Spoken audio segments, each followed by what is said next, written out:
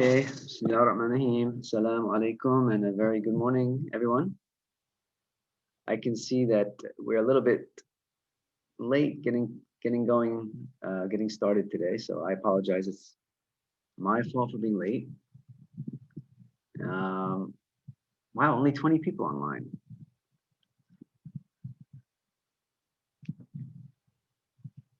Are you guys there? Walaikum salam. Good morning, Prof. Oh, sorry, I had my screen muted. I'm sorry. Okay, everyone can hear me now?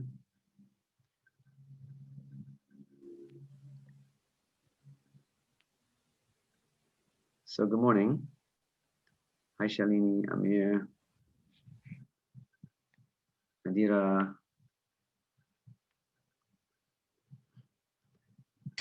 Good morning, Prof. Hi, Desmond. Nice to hear your voice. Oh, Shafika. So, okay, now people are coming online. Okay, so I'll just give everyone a couple minutes. So, welcome to MCO 2.0. I hope everyone is okay. I know it's a difficult time. It's just a time where we really need to be patient. We really need to be patient. It's hard on everyone. It's going to be very hard on the economy and the businesses. So, and for you guys, for young people. In fact, my own daughter is just starting her bachelor's program, and she's already in her third semester, and she's yet to set foot on campus of her university. So, um, I sympathize with what all of our students are going through, both as a lecturer, as a teacher, as well as a parent. I can see what's happening. So it's a difficult time, but we just need to be as patient as we can. How are you guys all doing? How did you take the news about a new MCO, about the new MCO? How did you feel about the news?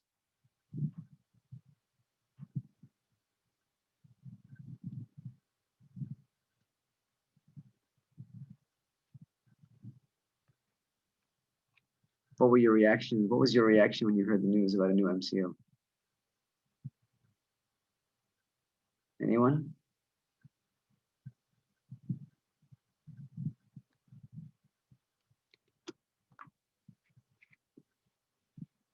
As expected?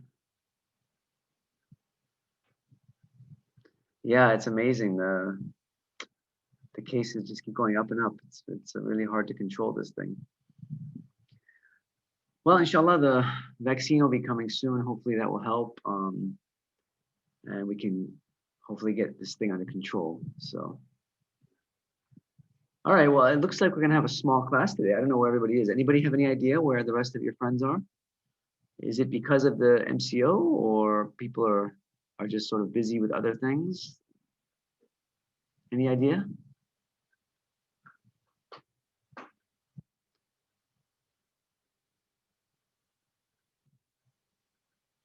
No idea. Okay, well, never mind. We'll just proceed. So before we start, let me, there's actually a few housekeeping things we need to just discuss. So let me just pull up my screen here. That's my calendar. Don't want that. Okay. So for today's class, okay, so just a reminder, we start next week. We start on our class presentations. Next week is week 13. This is week 12. So we will be starting on our class presentations next week. Okay. So as you can see here in Puja Blast, I've posted a sign-up sheet in Google Drive. And so you can just go ahead and click on this link here, straight from your Puja Blast. It'll take you right to the sign-up sheet. Okay, so if we open the sign-up sheet, it's going to look like this. All right. And so basically there's going to be 12, I estimate about 12 slots per week. Okay, so there's about 47 students, assuming that everybody has a partner. That's about 24 presentations overall. So we figured 2 weeks, so about 12 per week.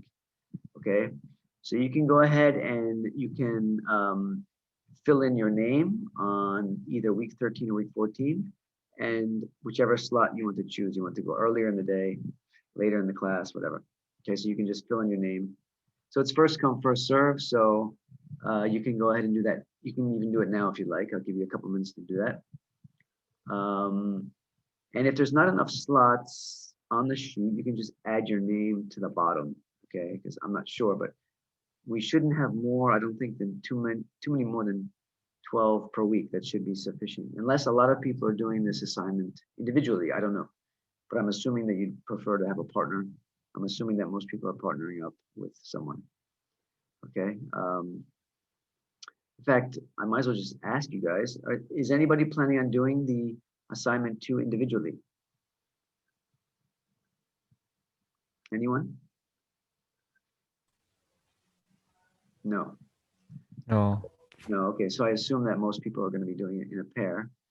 All right, so, and about the presentation, they should be just as we mentioned earlier in the course, just 7 to 8 minutes, very brief.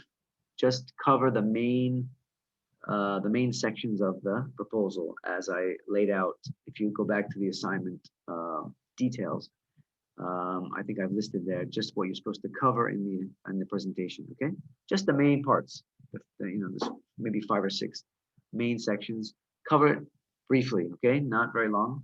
So it should only take you about 7 to 8 minutes for your presentation. All right, and that should give us, between the switching and the time between, that should allow us for about 12 presentations per week. Okay, figuring we have both Wednesday and Thursday class, so about 3 hours. That should give us about 4 presentations an hour, so we should be able to finish in 2 weeks. Okay, now I know the 28th is Taipusam, so the 28th is actually a holiday. So for those going on the 28th, you may have to do a recorded presentation and upload it to my YouTube channel. Okay, so I will we'll discuss that maybe next week on that one. Okay, but that might be the only option for us for the 28th class. All right, so any questions about anything that I've mentioned here about the presentation starting next week? Any questions? Anyone having any problems that you want to discuss about your assignment? Feel free to ask now. Any questions if you have?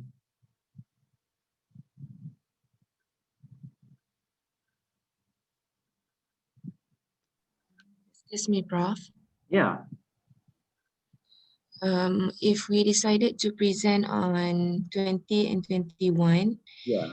then we should present it live, no recorded video.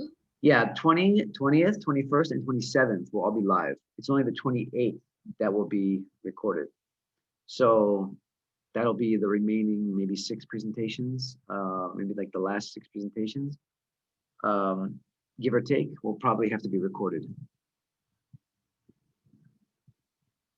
Okay, Prof. But we have to see, we actually have to see how it goes. I mean, we may, depending on the time. So let's assume the first week are going to be live for sure, 21st.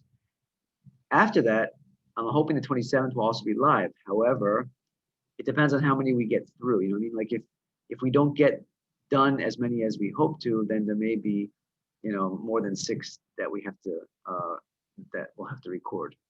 Okay, so, but that's the plan. It's just because of the holiday. It's the last week of the semester, so it's going to be kind of difficult to to sort of find another hour to do it. So if you really just want to do a recording, I would suggest you put your name towards the end of the list on the week 14, because most likely those last few will have to be recorded.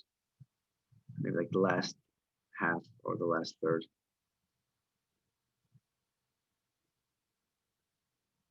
Okay, but it's easy. I mean, it's not really much different to do it live in class or to do it recorded. It's not going to be that much different.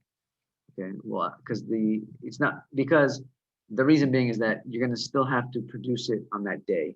So if you do it recorded, it'll still be due on the 28th. Okay, so you just that you'll have a chance to do it asynchronous mode. Is that clear, or are you still confused?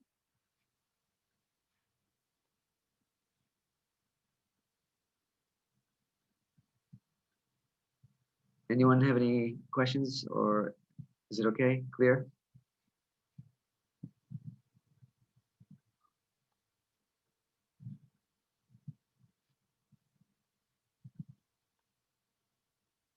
Okay, I'm assuming everyone's clear. So go ahead and do that. You can, if you want right now, you can do it, or you can do it after class, up to you. But actually what I would like you to do, let's go back to put your blast here. Okay, so as we mentioned last week, the written report will be due on 16th February. Okay, so that one we agreed on last class. So just to remind you all. Now, what I would like you to do right now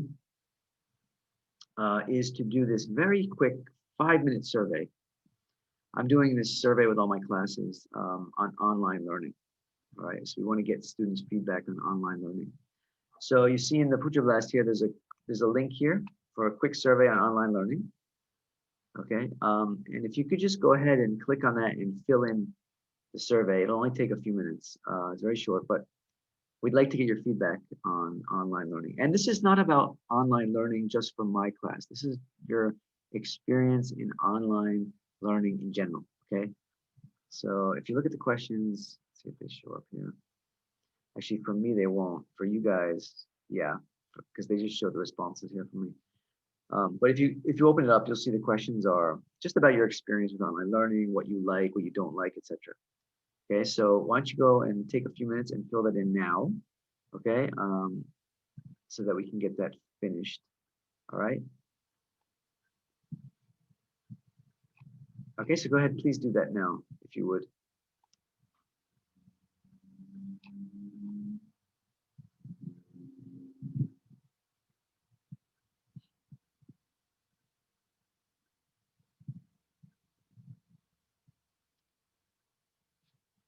I'll come back to you in a minute.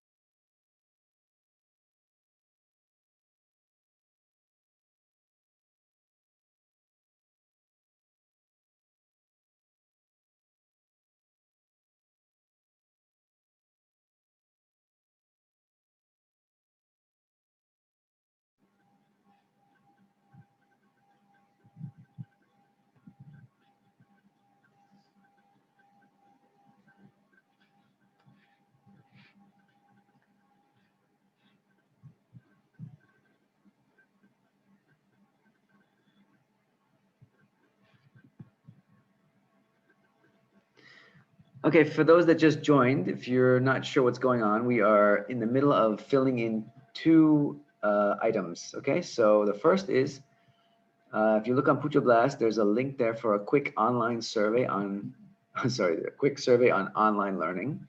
Okay, that I've asked everyone to fill out now. Just take you about 5 minutes. Okay, and then there's also our sign up sheet here for our assignment 2 program proposal presentations, which are going to start next week. Okay, so you have the sign up sheet here. You can go in, the link is in Pucha Blast, right? You can go in and you can just click on the link and add your group name to the list. Okay, pick a slot for week 13 and week 14. All right. As you can see, week 14 is already filling up. So we have mostly just week 13 left. Okay. And as I mentioned, for week 14, because the 28th is going to be a holiday, Taipusam, so the remaining assignments that will be presented on that day, and that's only the 1 hour class, remember. So you're only talking about maybe 4 or 5 presentations. They may have to be done asynchronously. Yeah. Okay. So you'll have to record them. But it'll probably only about maybe 4 or 5 presentations as we figured. Okay, so please go ahead and pick one of these presentation slots before next week. Okay, before next week. You can do it now if you want, or you can talk it over with your partner and do it during the week. Okay, so just checking on the survey here just to see how many responses so far. Okay, we got 5.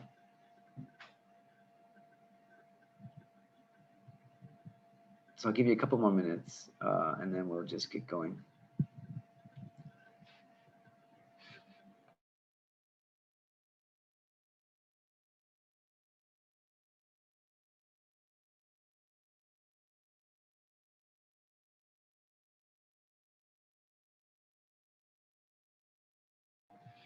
Whoa, week 14 is filled up already. Okay, well, it looks like just week 13 left. Everybody needs an extra week to prepare, I guess.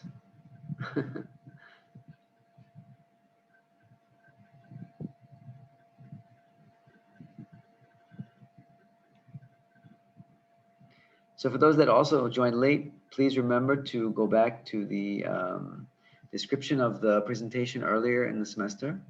Okay, I have it on Pucha Blast, what you're expected to present. Again, it's a very short presentation, just 7 to 8 minutes only, all right? Just covering the main parts of your proposal, you know, that you're going to cover in depth in the written report, but just to give us the overview, all right, the main overview, all right, 7 to 8 minutes only. So you're just going to cover the main sections of the proposal in the presentation, okay?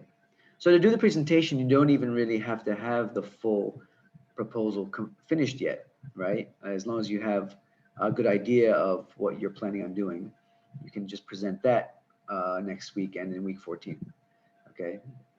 And then for the written proposal, of course, that's where you include all the details, and that's not due until 16th of February, so you still have time to do that, okay? So, but we want to have a general idea of what you're doing for your assignment for the presentation. Okay, I hope that's clear. Please, people, please ask me questions if you're not clear about anything. Okay, I always have to stress that. Please ask questions. Don't come after the fact, after you've done the assignment and you didn't do very well, and you come and you ask for additional assignments and, you know, to make up for the points and all that. Any problems, anything that's not clear, ask now, please, so we don't have that problem. Okay, because as I mentioned earlier, I'm not the type to give additional assignments to make up for performance on the main assignments for the class. Okay, it's just not, I just don't believe in doing that. So, you know, put your best foot forward now and be clear about everything that you're expected to do now. Okay, if it's not clear, please ask me. Okay, I can't emphasize that enough. Okay. So let's get started. It's already 8:40. And I'll let you, during the break or after the class, you can finish up the survey if you haven't done it yet. Okay, so I'm going to bring up the slides for this week. Okay, so this week we are going to begin to talk about youth work. Well, we're going to talk about youth work. We're not going to begin to talk about it. We're going to talk about youth work. And this is going to be our last topic for the class for the semester. Okay, and so youth work is a very important part of youth development. Many of you may have not ever heard of what youth work is or what it's about. We have youth work in Malaysia. We have youth workers in Malaysia, but not many people are really aware that we have youth work and youth workers in Malaysia. For example, we have the Ministry of Youth and Sports has youth officers. Okay, youth officers are youth workers. What do youth officers do? Well, depending on their role, their function, many youth officers, they work in communities to put on or to hold youth programs, okay? Or they work with the local NGOs. They partner with the local NGOs to put on programs for youth, okay? And they work closely with the youth associations, with the organizations to have a variety of programs for young people. Okay, so that's essentially what youth workers in Malaysia do. They may work for NGOs, they may work for the government. In some cases, they may work for private organizations, but basically they work with youth in an out of school setting. Okay, so in the community, after school, on weekends, outside of the school, okay, or outside of mainstream institutions, to help young people to develop. Okay, and so that's what we're going to talk about today.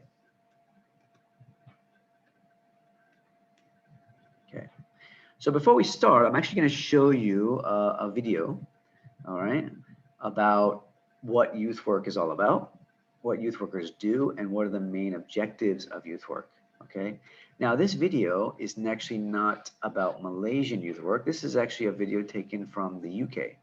Okay, now why the UK? Well, the UK has a long history and they have probably the most established system of youth work. They have a youth service, okay? So they have a network of youth associations like Malaysia, but they also have youth centers. Okay, youth centers are places where youth programs are held based in communities. Does anybody know in Malaysia of a youth center? An example of a youth center? Can anybody have any idea? Do we have youth centers in Malaysia? Have you heard of or been to a youth center in Malaysia?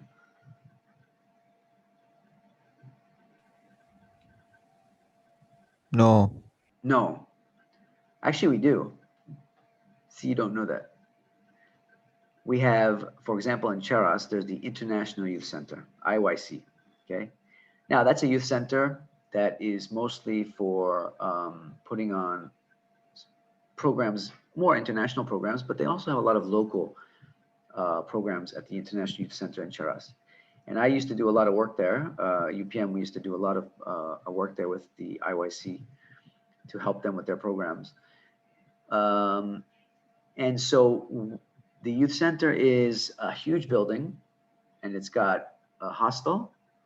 People can stay there like a hotel. It's like a 3-star hotel. It's got facilities like a gym. It's got meeting rooms. It's got a big Dewan Besar for you want to put on big programs. They have all kinds of classes there. They have like synaerobic and all those things.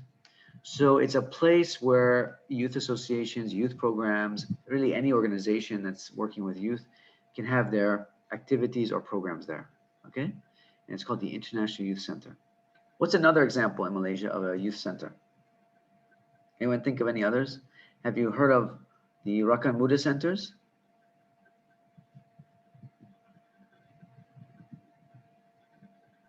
Yes. Yeah, those are youth centers as well. And they are for holding Rakan Muda programs, which is Rakan Muda is one of the main, or it used to be at least one of the major youth development programs in the country, and they have many centers.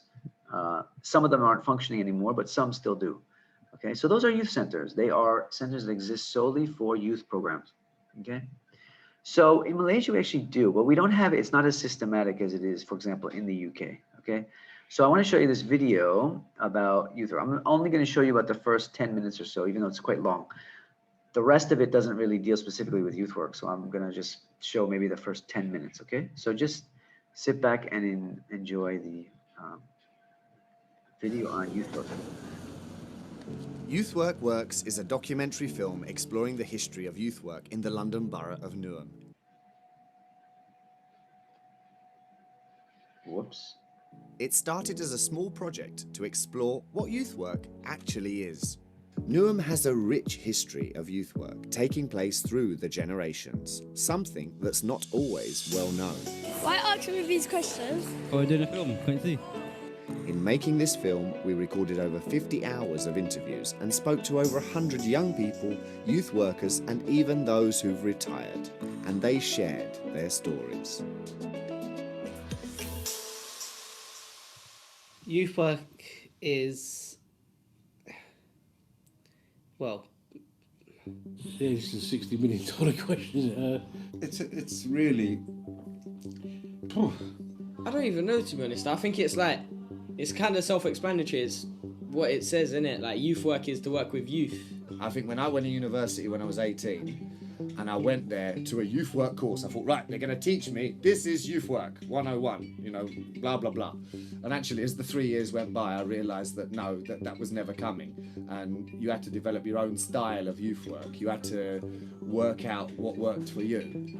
It's teaching young people skills of life, how to create their character, how to give off a persona, how to be confident. Give them the tools to get out there and be the best that they can be. The importance of youth work is we've got time to listen to young people, to spend time with them, not just to play games, sometimes to play games, because by playing games with them you can build up relationships and actually have a conversation. I would say it's essentially about relationships between youth workers and the young people they work with. I think that's the core of youth work. If you can't develop a relationship with a young person, then you're not a youth worker as far as I'm concerned. I mean, it's fundamentally a family. So as a youth worker, I always try and go back to when I was 15 or 14 and think, what was I going through and how can I create a space that enables young people to be free or to have a freedom, have a sense of agency and a sense of who they are to direct it for themselves. And that's what youth work means to me, or how I try to practice it. The power of youth work is often quite subtle, and even in the relationship while it's happening, it may not look like much is happening. And it's the type of phenomena that in reflection you can look back and then be like, wow, especially from the young person's point of view. I've been in a situation where I've had young people come back to me and say that they've remembered certain conversations that for me was just conversation, but it's had an impact on them. And then there's obviously an ability to be a bit more calculated with it and say, I want to strategically introduce young people to doing this, this and this with the means to achieving something. Coming from the East End, you had to really be able to navigate lots of quite difficult relationships, and actually the hub of Forest Gate was a safe place that lots of people could come to, no matter what your background was, whatever your context or creed or colour, and everyone knew once you were in the centre that was a safe place.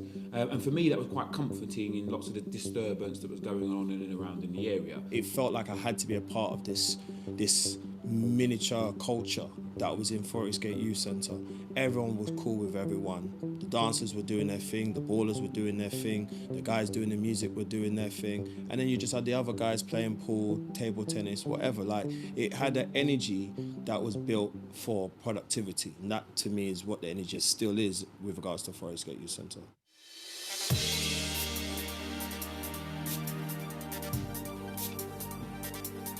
for me in terms of being a young person. So I started with Trinity Centre, and then I went to Littleford Youth Zone, and then we came to Forest Gate, got to know some of the youth workers in here. So for me, all these things was kind of new to me. I'm coming from Middle East, where we didn't have space that young people kind of go in to socialise or learn something new. So for me, when I used to come to do my dance classes on Fridays and Wednesdays, them 2 days used to be my favourite days, because it was the days where I can be anyone I want. I'm not that Zara had issues or problems or was thinking about all the responsibility down on my neck, you know, cooking, cleaning, looking after 7 kids. It was just me, music, and I'm taking part of a dance and I'm learning.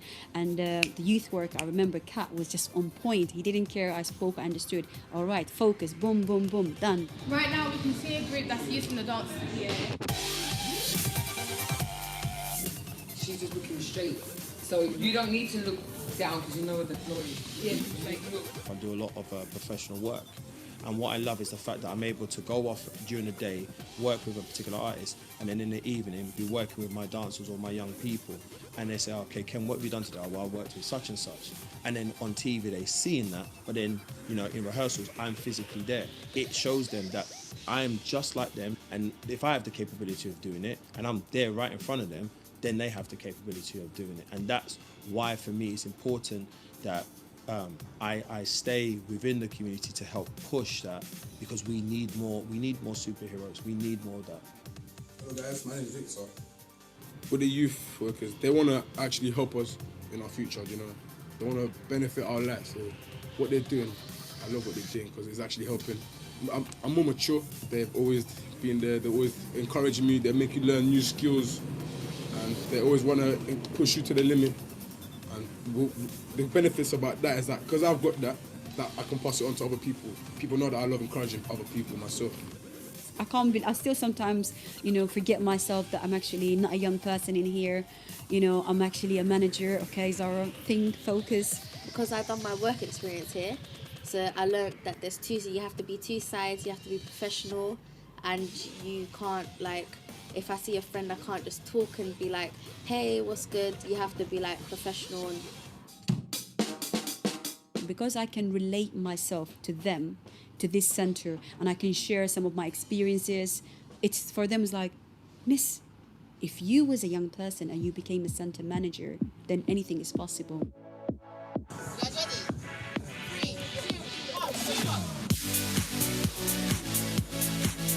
There's a lot of things that I can say. It's because you get to communicate with other schools and other people. You get to play games and have tournaments and go on fun trips. Oh, they're very nice and encouraging, and like if you need anything like help, they'll like help you and stuff. There's no need to be shy because if you come here, you'll have a great time and enjoy stuff and like be a happy person. What's great is that no one pushing my son to do anything. It's constructed that way that he wants to come here and he wants to do things and he wants to get involved. I believe when I first came to the youth centre I was immature and I didn't really understand what the world was about, and the youth centre and the youth workers have helped me progress and made me more mature. With youth centres, they just play pool with the kids. Well, you know, I don't play pool with the kids, so obviously I can't be a youth worker. No, we do so much more than that. Luckily, shipment is right here at Custom House, so as members committee, so this is my second home here in this centre. I look at a lot of them and they're the ones that people are not expecting to amount to anything, and then I just see myself in them because I wasn't meant to be who I am today. We all stumble because you're expected to stumble, you're expected to come off the rail, and that's fine, but it's about how we get back on track, and getting back on track is what my youth worker helped me to do, and so it's about the each one teach one, and it's passing on the knowledge. Yeah, I enjoy coming to Shipman because there's lots of members to help me, and if I'm upset, someone can come and help. And also give us like the skills we need to get jobs and to become ourselves. Yeah, it's changed me a bit really because like I'm normally the quiet kid who just like when I was younger I was quiet. I didn't want to do anything. Just wanted to follow my friends. Now I'm just completely different. Like, I just do my own thing. I have people following me. about asking me questions, doing things I want to do, and I'm just more talkative really. Like, you never would have got me doing this about 3-4 years ago. People encourage you to like do whatever you want in life, and it's very fun. Even when you're having difficult times, they're always there, like I said, to support you and tell you the issues and the advantage of being a better person.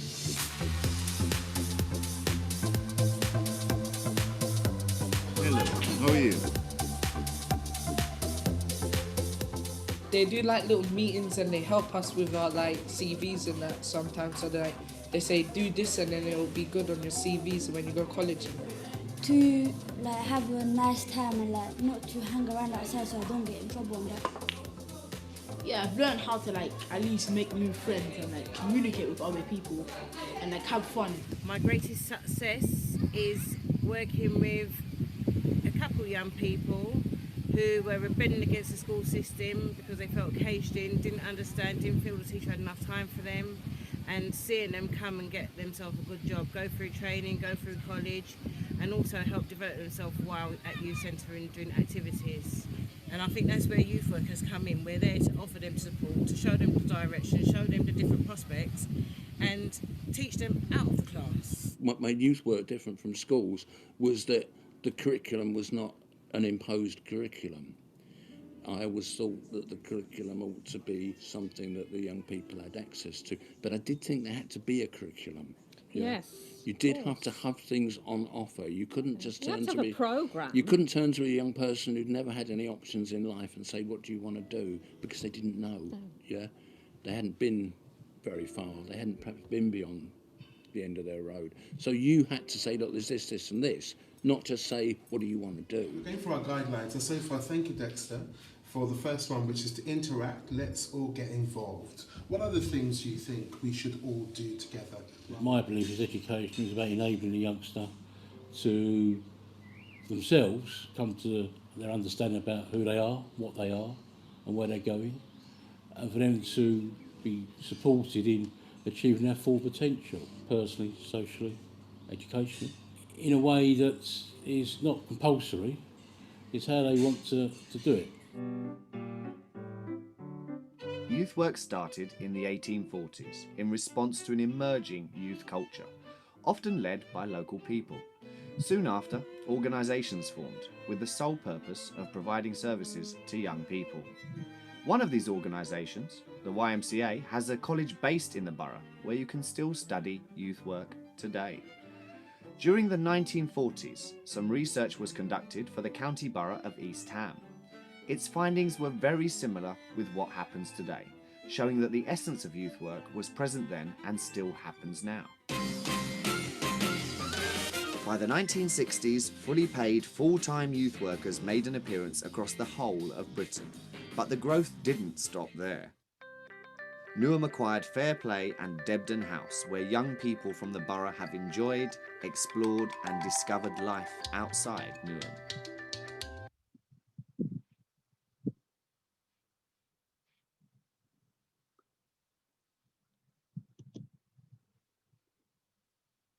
Okay. All right, so were you all able to follow the video? So based on what you just saw, what can you tell me what youth work is? How did you understand what is youth work from that video?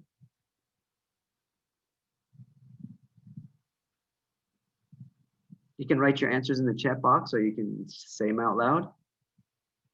Anyone?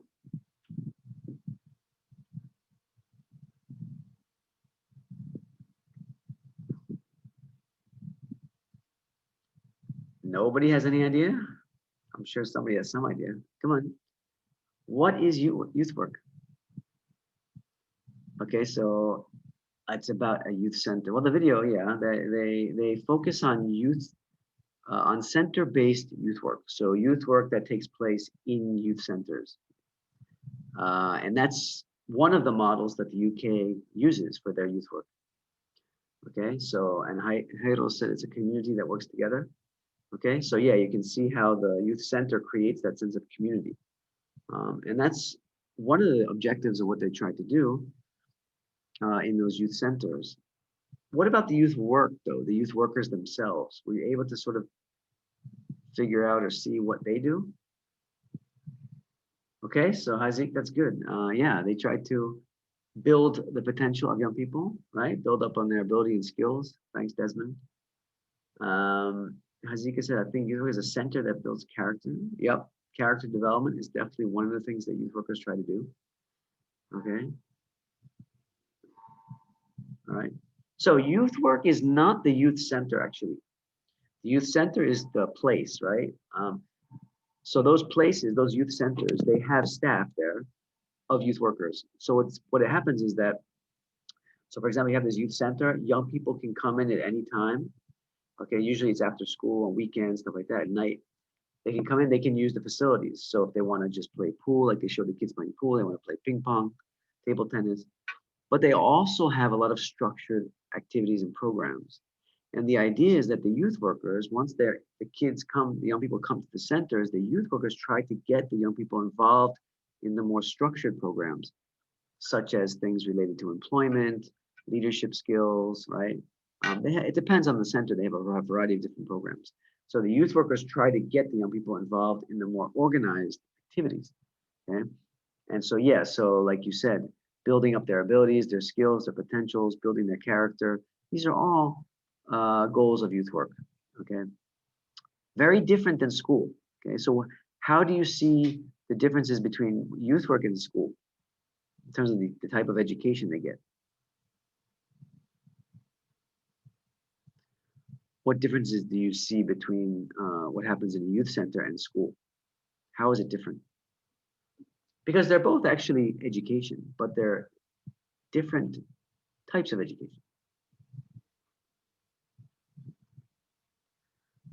Okay, Hanim, yeah. So, okay. Sorry? I think school is more like formal learning and focus of learning. And the youth center is more like informal, where the youth can be spend their leisure time like dancing, karaoke, and do like activities they like with other people. Yes, thank you very much, Mimi. So yeah, so one, school is formal learning, formal education, more or less. There in schools there is some, of course, informal learning that goes on, but it's mostly formal. So in the youth centers with youth workers use informal and non-formal education, right? So you see the informal there is just hanging out, playing games, stuff like that.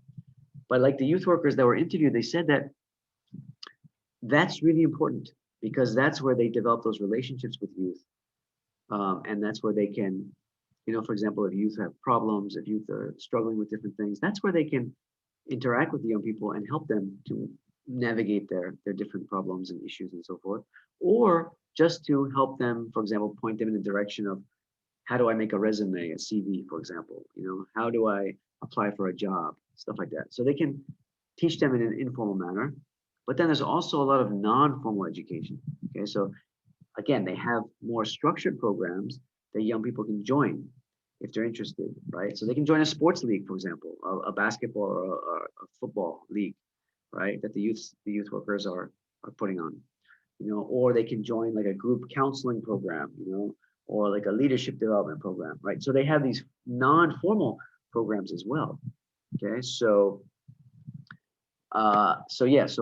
and Hani mentioned here they give them the freedom to choose. Okay, so that's a very important part of youth work, is that it's voluntary. Usually, not always, but it's usually voluntary. So young people can choose to work with youth workers. Okay, less formal, focus on developing skills. Yeah, so it's focusing on those skills that they don't get in school. More about life skills, also known as social education. Okay, provide a platform for creative freedom, not rigid. Absolutely, very good, Nabila. So you can see that there's this freedom for them to explore their creativity, self-expression, all these things. Okay, so yeah, so you guys, I think, got the gist of it. So let's just look at some of the content on our slides here. So in a more formal way of putting it, some of the core objectives of youth work, all right? And you guys, I think you captured this quite well, to encourage personal development and social education, okay? So really it's experiential learning. Okay, it's learning from their experiences in a safe and enjoyable environment.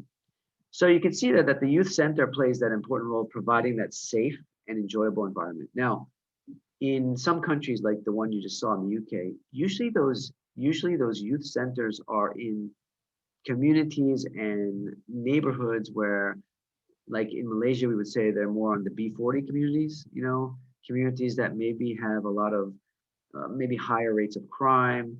Maybe there's more young people that do drugs and stuff like that. So they're in sort of those difficult types of communities where young people, they need more things to do. They need more support. They need more safe environments where they can enjoy those kind of activities. Maybe they're what we would call under-resourced communities, right? So they have less resources than the more middle-class communities. Okay, so that's often where they will have these youth centers in a lot of countries. Okay, to promote health and well-being. Okay, so generally speaking, they promote health, social health, more or less, more than anything, and well-being. Okay, to inculcate spiritual well-being. Okay, in daily life. So again, youth workers, they work according to the needs of youth, right? So that's why the youth worker in the video said, we don't provide a fixed curriculum. Youth work is done in response to what young people need. Okay, so the youth workers, they try to evaluate what are young people's needs. Okay, so for example, earlier in the semester, we talked about felt and unfelt needs. Remember that? Okay, so youth workers work from that perspective, right? So what's very clever is that you see the youth center tries to address a lot of the felt needs of youth. Young people have the need to congregate, to socialize, to do fun activities. So that's the felt need. Maybe there's a lot of other felt needs that they try to address as well. But the youth worker also tries to get to know the young person and address their unfelt needs. Okay, so that's a very important part of youth work. To build self-esteem, self-awareness, self-acceptance. Okay, help young people make informed life decisions. Okay, again, this is part of becoming an adult. An adult has to learn how to make decisions in life. So the youth worker tries to help young people make informed decisions by providing them information, providing them knowledge, asking them questions. Why do you want to apply for this job? Why do you want to go into this area? Have you thought about this? Have you thought about that? Have you considered this? Where are you going to get the funds to do this? Those kind of things. So they help build up young people to make them good decision makers. To promote respect for individual differences. Okay, so as you can see, a youth center, is a place where all young people are welcome from all backgrounds. Okay, and so to do that, to have that kind of community of youth, you have to respect individual differences, whether they're racial differences, religious differences, etc. Okay, so youth workers, they try to inculcate that respect for individual differences. And then also youth workers try to develop young people's roles as active citizens. So one thing you didn't see in the video is often youth workers will help young people to get involved in not necessarily politics, but maybe civic causes. Like now we have the Banjir on the East Coast, right? So youth workers, you can see a lot of the NGOs, the youth-led NGOs now are, of course, getting involved in the Banjir, yeah, helping the victims of the Banjir to raise money, to help with providing their different needs. Yeah. So young people can get involved with youth workers. Youth workers will lead either through their organizations or through their associations. They will help the young people to get involved in these types of activities. Okay, so civic engagement, right? And even in some cases, they will help young people or facilitate young people to get involved in politics. Okay, getting involved with issues, political issues, for example, right? Stuff like that. So voting drives, for example, youth workers, especially in a lot of Western countries, they try to get young people to get involved in elections and voting and all that. Okay, some other objectives of youth work, to encourage and give opportunities for involvement in initiating, planning, management, and evaluation. Okay, so really helping young people, and this has to do with our discussion previously on youth-adult partnership, right? So youth workers, they use a youth-adult partnership strategy where they work closely with the youth to get the young people involved in the planning and management and evaluation of programs. Get them involved in decision making related to the programs. And they encourage understanding of diverse groups in society and involvement of being young people in peace building and conflict transformation. Okay, so especially in the context of like a country like Malaysia, youth workers really aim to try to build unity. Okay, that's a very important part of what they do. All right, peace building, conflict resolution, conflict transformation. In some of the countries in the Middle East, for example, they have many youth organizations that try to work on peace building initiatives. Okay, so you see the youth workers there, they will often bring young people from different backgrounds who maybe are even in a situation where they're fighting each other. They'll try to come up with some conflict resolution strategies. Okay, so that's also one of the functions of youth workers. Okay, so as you can see, youth work has many different aims, many different goals, but it's mostly aimed at the personal and social education of youth, okay, which is, of course, a very different type of education than they get in school. Okay, so some examples, of course, we saw some examples in the video, but there's other examples of youth work as well. Youth work is very broad. Youth workers work in many different types of settings. Okay, so for example, recreational and sporting activities. Okay, you know, so like coaches, for example, like sports coaches, there's disagreement among scholars as to whether they are actually youth workers, okay, but they definitely could be considered youth workers, okay, because they do a lot of youth work, whether they intend to or not, they're involved in a lot of youth work, okay, but a lot of recreational and sporting programs, you know, can be vehicles for youth work, okay, because, for example, in a sports program, let's take a sports program, for example, even though the goal may be to play the sport and to win and all that, in the context of working with those young people, the youth worker, in this case, the coach, of course, they help young people to develop other skills related to their development. Okay, so for example, if you're playing sports, you're going to learn a variety of different skills. Okay, and a good coach, a coach that works as a youth worker, they try to build up those other aspects of the young person's life, you know, for example, helping them to be better communicators.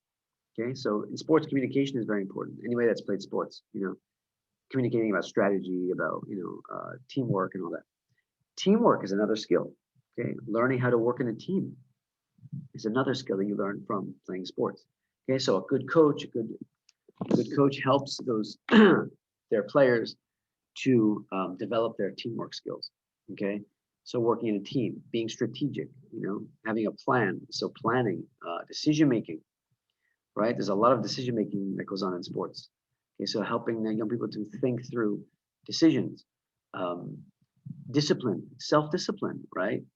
When you prepare for sports, you have to be very disciplined, right? So they learn self-discipline. So there's a lot of skills related to youth development that go into recreation and sports. Youth work also takes place in creative, artistic, and cultural programs and activities. Okay, spiritual development programs and activities. Okay, programs designed with specific groups of young people. All right, so people, OKU youth, travelers, you know, young people that go backpacking around the world and stuff like that. There's a lot of programs like that. Outward Bound. Okay, these are all youth workers that you work with the young people in these different programs. Issue-based activities, so maybe something related to social justice, awareness, you know, environmental issues, you know, environmental conservation, save the turtles, blah, blah, blah. Okay, a lot of issue-based types of activities.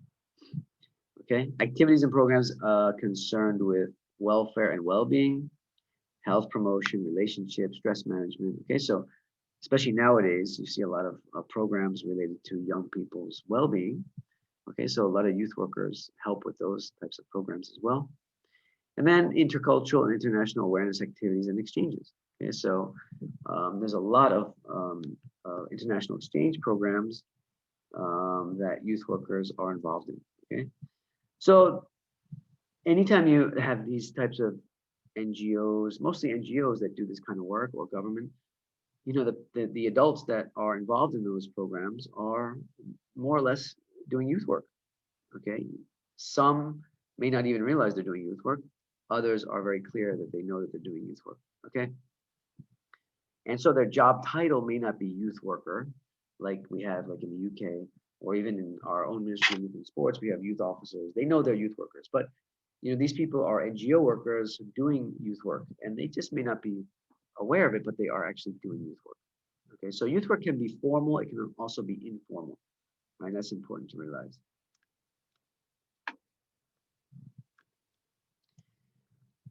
So what youth workers do, as I mentioned, is really personal and social education. Okay, so youth workers want young people to acquire knowledge. And this is a different type of knowledge. This is not the kind of knowledge that we get in classes like this. It's not book knowledge, it's mostly experiential knowledge, right? Knowledge from doing, learning from your mistakes, knowledge about yourself, knowledge about the community, knowledge about how to become a better citizen, right, etc. And it's really about helping young people to understand themselves as individuals, okay, their goals in life, what they want to become, how they want to, shape their career, all these kinds of things. So it's really about personal and social education, education about themselves and education about their community and society, right? And their role. What role do they want to play in society?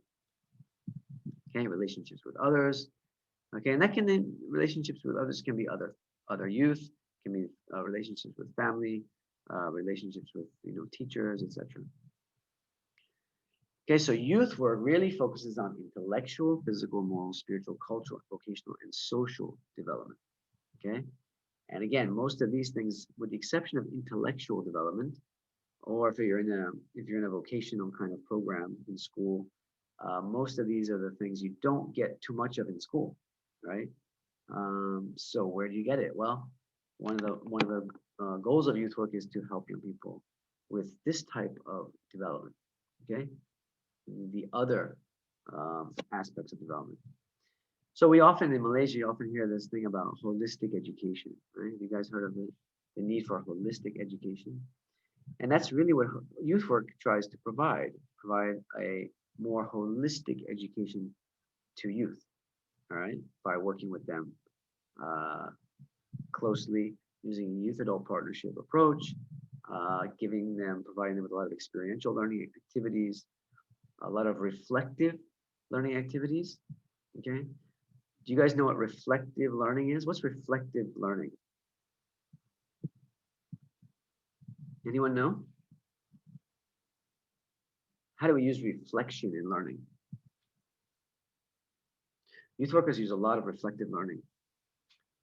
And you'll find that reflection is very important when you do experiential learning activities and learning programs. Anybody know what's reflective learning?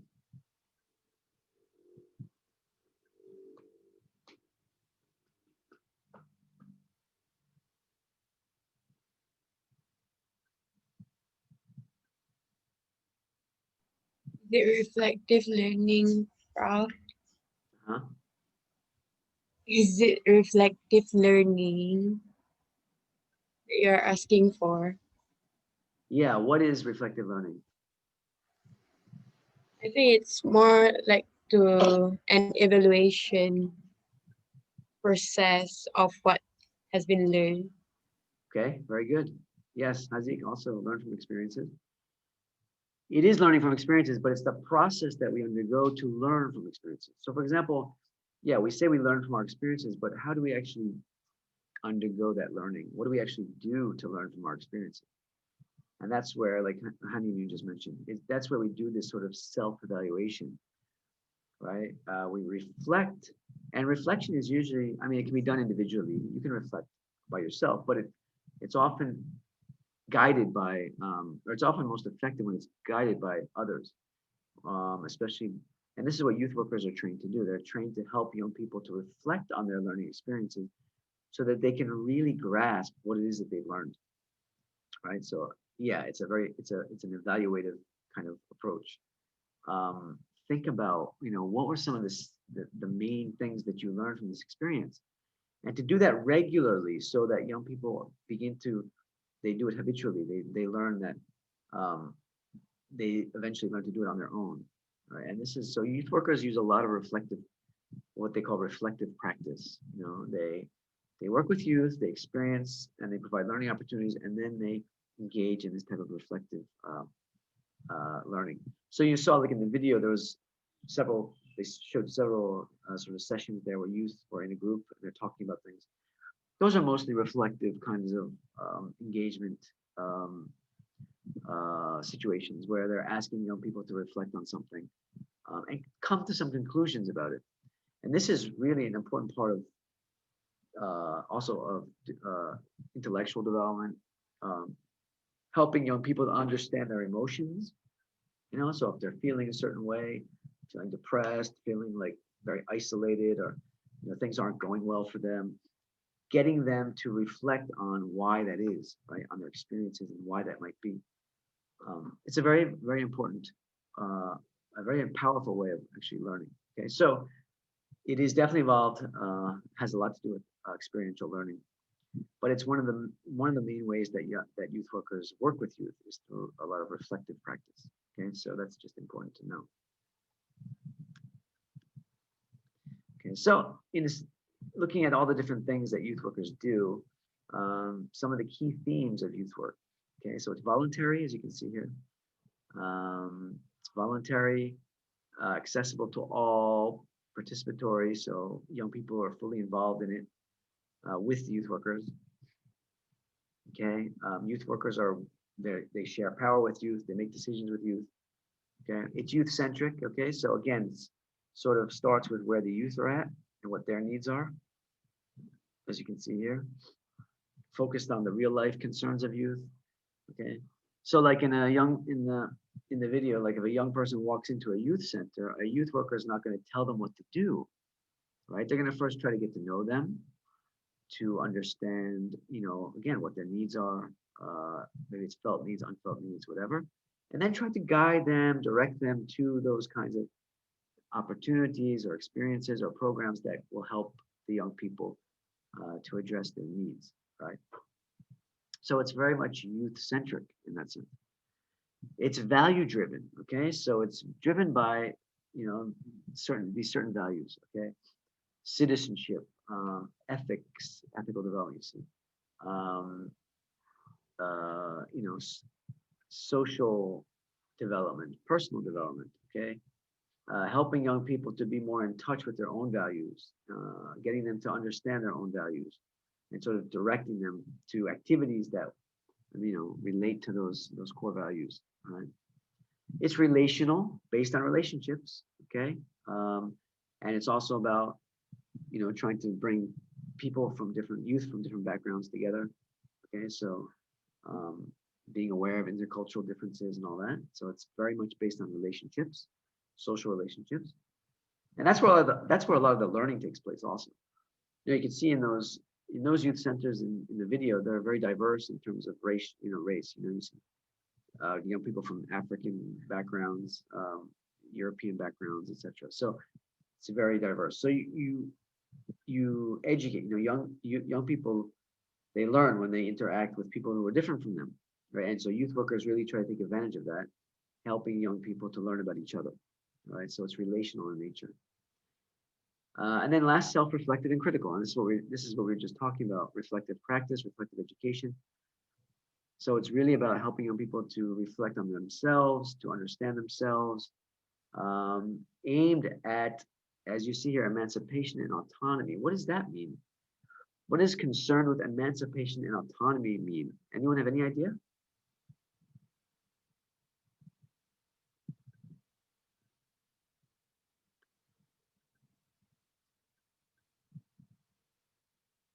Anyone have any idea what that means? What emancipation and autonomy means?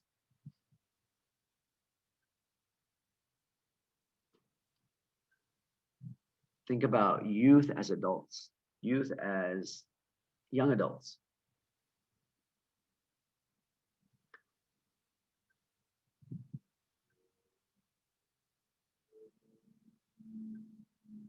No idea? So anyone know what the word autonomy means? Who knows what the word autonomy means? Somebody must know. You can look it up if you want, but you need to share. No. So autonomy is sort of like independence, being your own person, okay? Being able to stand on your own 2 feet without having to rely on other people, okay? And so youth work tries to help young people become more autonomous because, again, going back to our earlier discussion in the class, youth are essentially young adults, right? And so, but they're learning about adulthood, they're learning how to integrate into adult society, right? So they have to learn how to be autonomous individuals, adults. So youth work, the kind of education that takes place in youth work also aims at helping young people to learn to be autonomous adults, independent, self-reliant, etc. Okay, and they do this through this reflective practice, reflective education, and so forth. Okay, self-reflection, reflecting on the self. All right, so getting them to think about their own place in society, about their own needs, about how they can move forward, plan for their career, plan for their future, right? And learning them, helping them to acquire skills so that they can be autonomous, independent individuals. Okay, they don't have to rely on others. Okay, so that's also part of youth work education. It's helping young people to do these things. Okay, any questions so far? Anything that I've said that's not clear?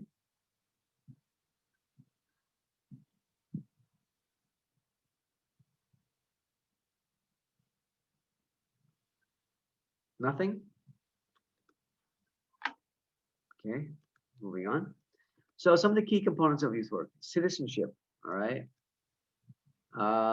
Educating young people to be better citizens, all right? Developing their ability to think as individuals,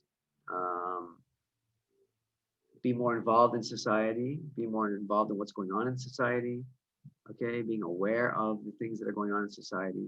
Okay, so this is also one of the key components of youth work, is helping young people to become better citizens, right? So they are people of social and moral responsibility, involved in community, and also politically literate.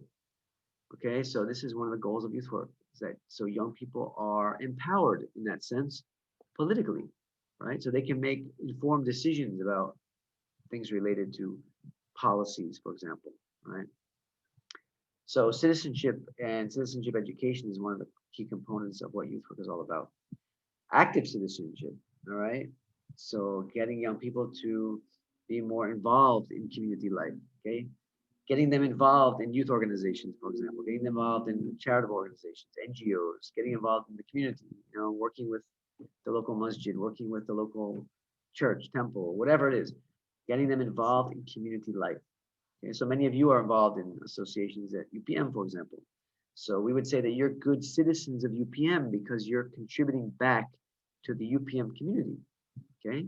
And so this is what it's all about, learning how to be a good citizen, right? Whether it's a citizen of your university, citizen of society, right? This is also what youth workers try to do. It's one of the main components of youth work. Okay, so youth work as a policy enabler, all right? And again, this is related to the citizenship previously. Okay, so getting young people involved in policy-related issues, right? Again, being a good citizen, right? So we have empowering, okay, getting young people to change things they think need to be changed. Okay, so being involved in efforts to make society better. Yeah, that's empowering them to do that. Okay, so giving them the skills, the knowledge, the know-how, empowering them to be change makers. All right, helping them to engage with people in power and policy. All right. For example, youth parliament. Okay, youth parliament is a good example. In Malaysia, we have youth parliament.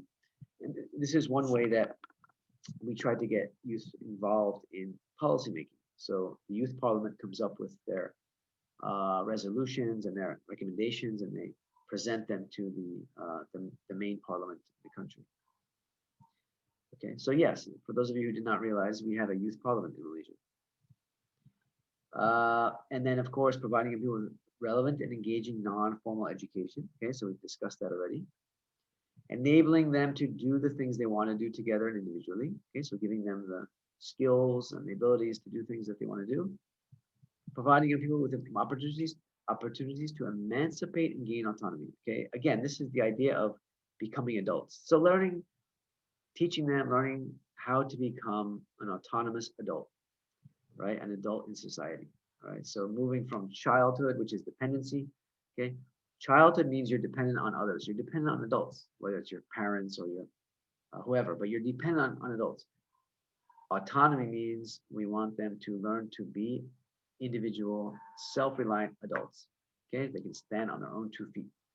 Okay, that is what one of the things that youth workers try to do.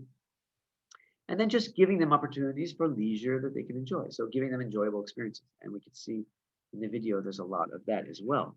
Okay, and those kind of experiences, they have a lot of benefit also, which a lot of people don't realize, So, oh, youth, they just, go and they play bola together, they play futsal. It's just, maybe it's good for exercise, good for their health, but that's about it. Actually, no. I mean, there's a lot of socialization that goes on there, okay? And a lot of things come out of those activities, right? They lead to friendships, they lead to networks, they lead to opportunities to do things with others. So socialization is very important for young people, right? So don't ever underestimate young people coming together to do constructive activities. It's a really important part of their development. Okay, so how is youth work different from some of the other approaches to working with young people? Okay, so here we get into some of the differences between youth work and things like social work. Okay, so I already mentioned youth leisure work, so like recreational activities. Sometimes those things are considered youth work, sometimes they're not. It depends on the setting. Okay, there's some scholars that say that's youth work, some scholars say that's not youth work. Okay, so this is kind of a contested issue, but definitely compared to social work, what you see on the right side there, social work with youth, and I was trained as a social worker, a youth social worker, so I'm kind of familiar with this. Social work is aimed specifically at addressing youth problems. Okay, so it is educational, it does involve care, but it also involves a lot of counseling, a lot of problem-based or deficit-based work. Okay, so social workers usually work with youth that are specifically having problems. Youth work is for all youths, right? As you can see in the video, the center, everyone's welcome.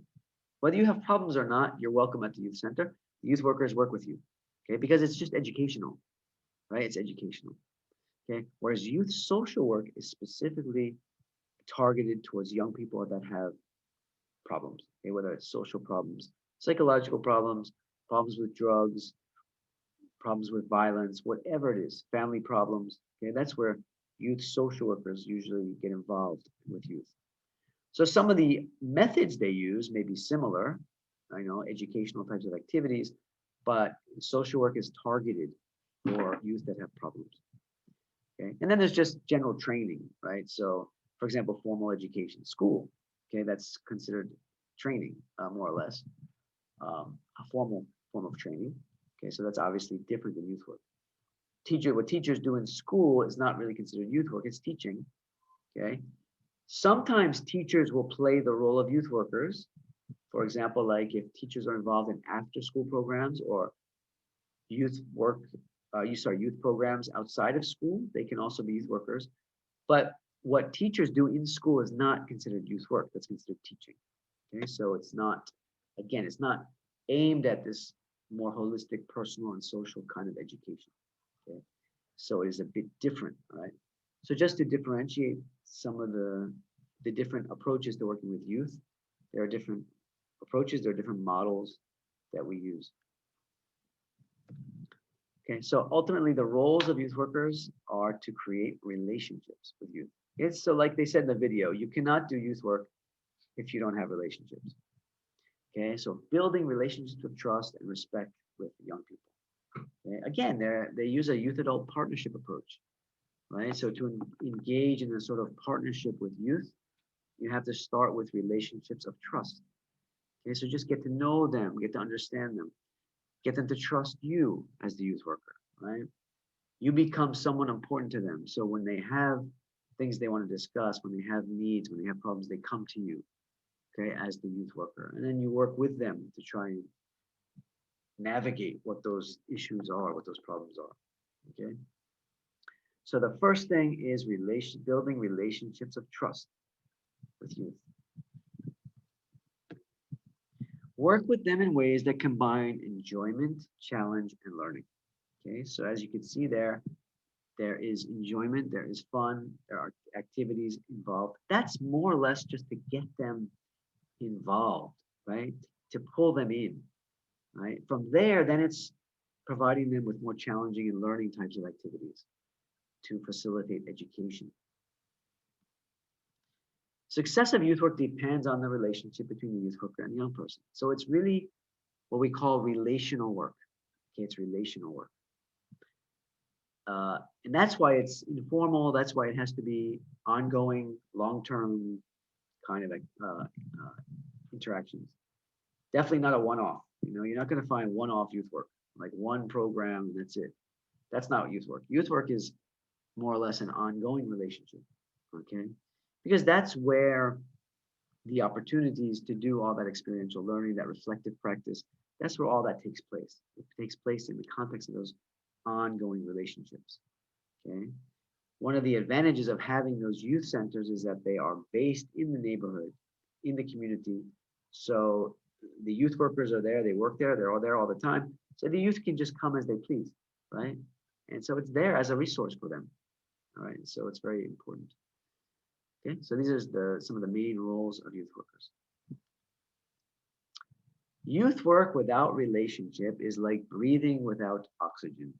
It's a simple impossibility. Okay, I love this quote. Very good quote. Youth work without relationship is like breathing without oxygen. It just cannot happen. There is no such thing as youth work without those relationships with youth. And so another scholar said, rules minus relationships equals rebellion.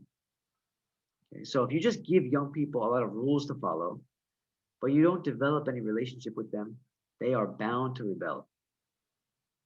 Whereas if you have rules, but it comes as a result of a good relationship with the young person, that young person will respect the youth worker or the adult, okay? So having rules is not enough when it comes to youth development. You know, you must build relationships with youth, relationships of trust. Then when you have those relationships, then when you give them rules, they will know that those rules are for their own benefit. But if you just tell them as an act of power, pure power, you know, here are the rules, and then you have no respect for them, you have no attempt to develop relationships with them, they will rebel. And this is often what happens with young people when adults just try to give them a lot of rules to follow and don't attempt to really get to know them, don't really show any care about them, etc. Okay. So what do you guys think? Do you agree with this? Do you agree with this?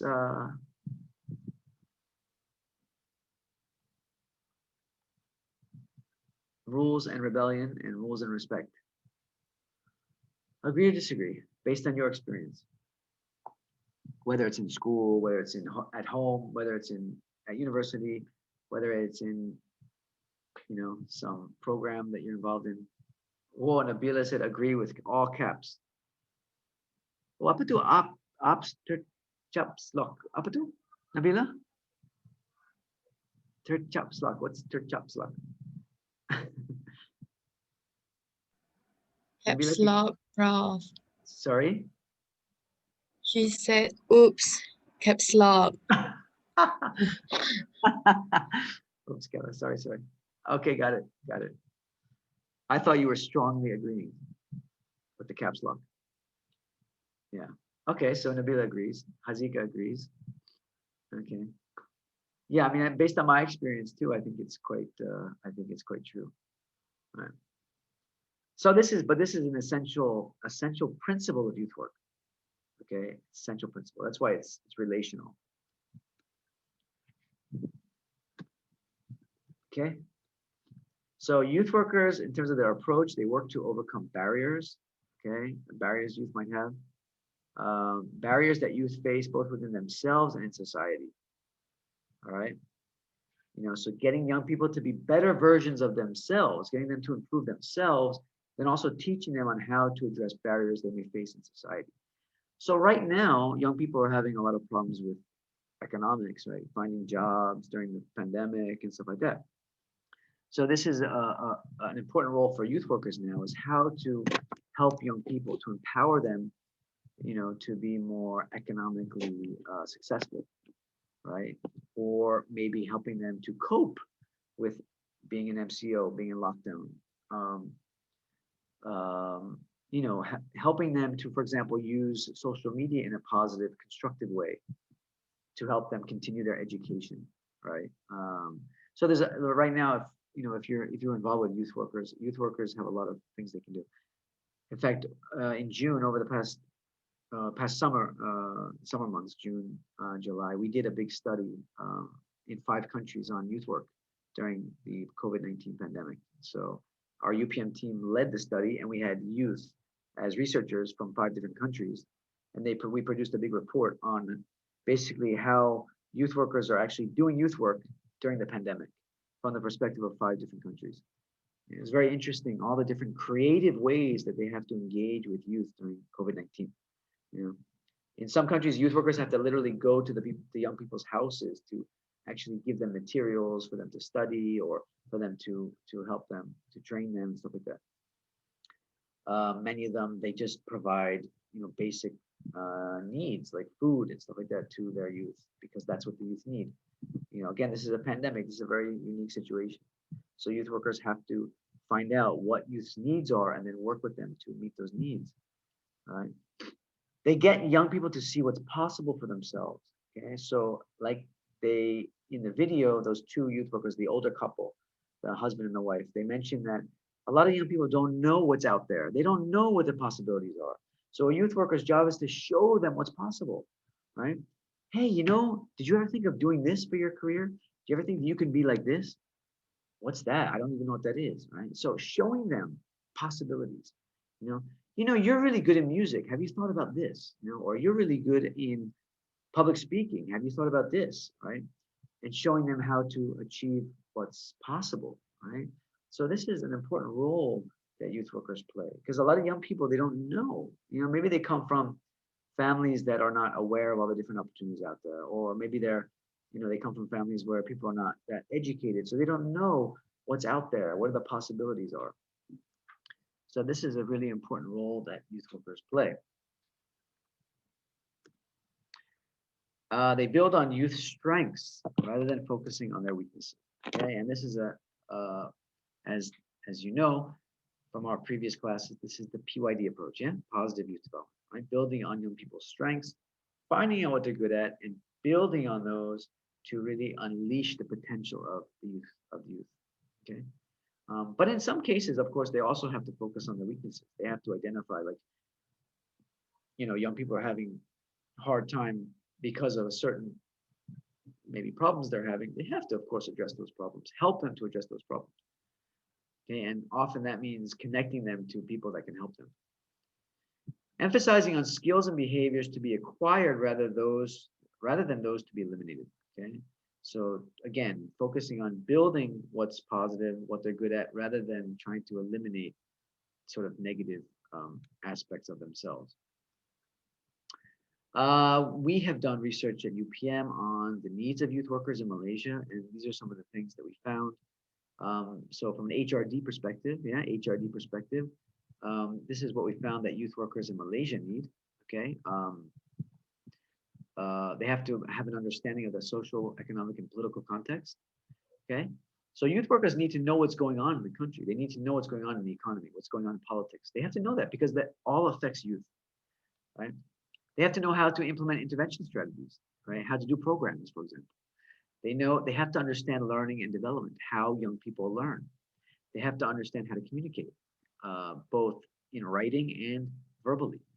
Okay, they have to understand professional and personal development. All right, they have to understand planning, monitoring, and evaluation of programs.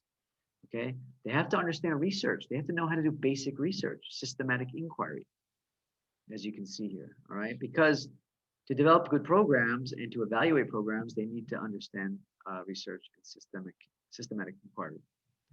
They have to know how to manage and organize. As you can see in the video, that those young people that they were talking with, some of them are managers of youth centers. So how do you manage a youth center? It's a big responsibility, right? And then all the programs and everything. So they have to know how to manage.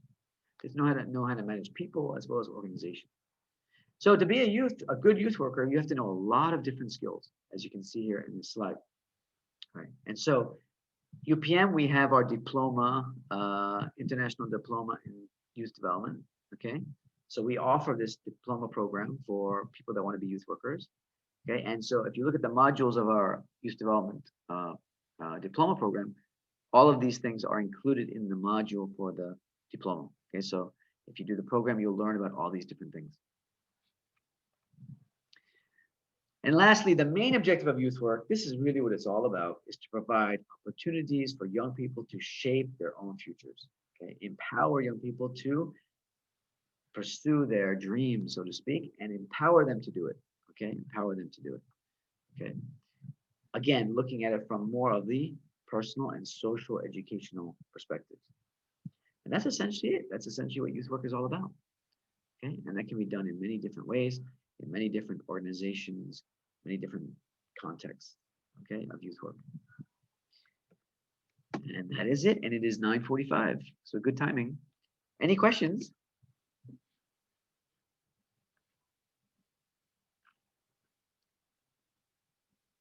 Questions?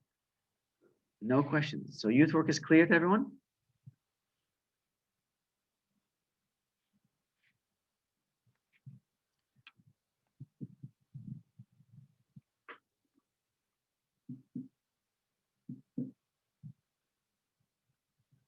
Nothing? No one wants to say anything? Okay. Well, if there are no questions, we will adjourn for today. So, inshallah, we'll see you all tomorrow at 12. I haven't quite decided what we're going to do. I think I'll sort of figure it out after this, but yeah, that's it. Okay. We're all good? Yes. Okay. All right. So inshallah, see you all at 12 tomorrow. Have a good day. All right. Thank you, Okay. Prof. Okay. All right. Thank you, Prof. All right. Assalamu alaikum. No.